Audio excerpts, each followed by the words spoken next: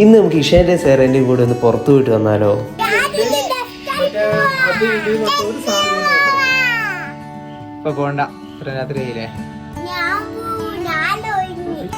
ഇഷേനെ നാഗവല്ലിയാക്കാൻ നിന്നില്ല, നേരെ കൊണ്ടുപോയി.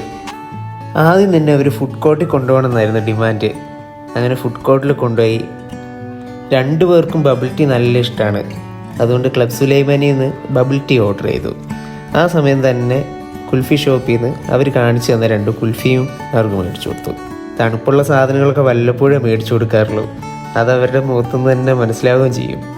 ഇത് കഴിച്ചിട്ട് പനി പിടിച്ച് ഹോസ്പിറ്റലിൽ കൊണ്ടുപോകുന്ന വീഡിയോയും കൂടെ ചെയ്യേണ്ട വരാതിരുന്നാൽ മതിയായിരുന്നു.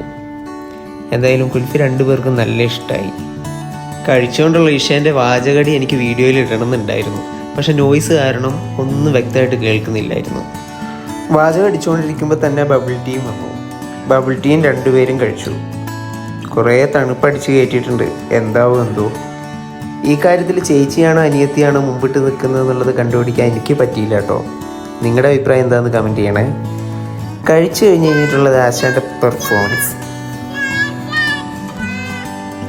അടുത്ത ആവശ്യം ഉടനെ എത്തി. ജീപ്പ് കണ്ടപ്പോൾ ജീപ്പിൽ കയറണം. അവനെ പോയി രക്ഷിക്കും സാറാ. സേറ ഇടപെടുന്നതിന് മുമ്പ് പ്രശ്നങ്ങളൊക്കെ തീർന്നത് കൊണ്ട് സേറ ഇഷയും കൂടെ ജീപ്പിൽ കയറി. ഇനി സ്റ്റിയറിംഗ് ആർക്ക് കിട്ടണം എന്നാണ് അടുത്ത അടിപിടി.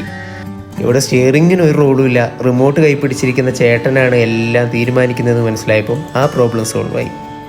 ഈ സമയത്ത് ഞാൻ ആലോചിച്ചത് ടോയ് ജീപ്പ് പോയിട്ട് MDI ജീപ്പ് പോലും റോഡിൽ കാണാനില്ലാത്ത നമ്മുടെ കുട്ടിക്കാലത്തെ പറ്റിയാണ്. പിന്നെ താഴത്തെ ഫ്ലോറിലൊക്കെ ഒന്ന് പോയി നോക്കി. എന്തെങ്കിലും പർച്ചേസ് ചെയ്യാൻ വേണ്ടിയിട്ടായിരിക്കും പോകുന്നതെന്നാണ് ഞാൻ ഓർത്തത്.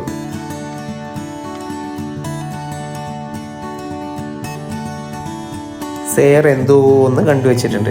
അതിന് വേണ്ടിയിട്ടാണ് ഈ തൊയ് തൊയ് തൊയ് തൊയ് എന്ന് പറഞ്ഞു പോകുന്നത്.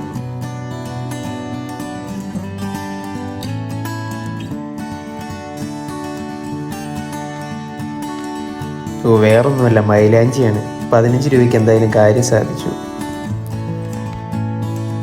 പിന്നെ പതിവ് പോലെ കുറച്ച് ഓടിക്കളി. ആർക്കൊക്കെ ബുദ്ധിമുട്ടായിട്ടുണ്ടാവുമെന്തോ.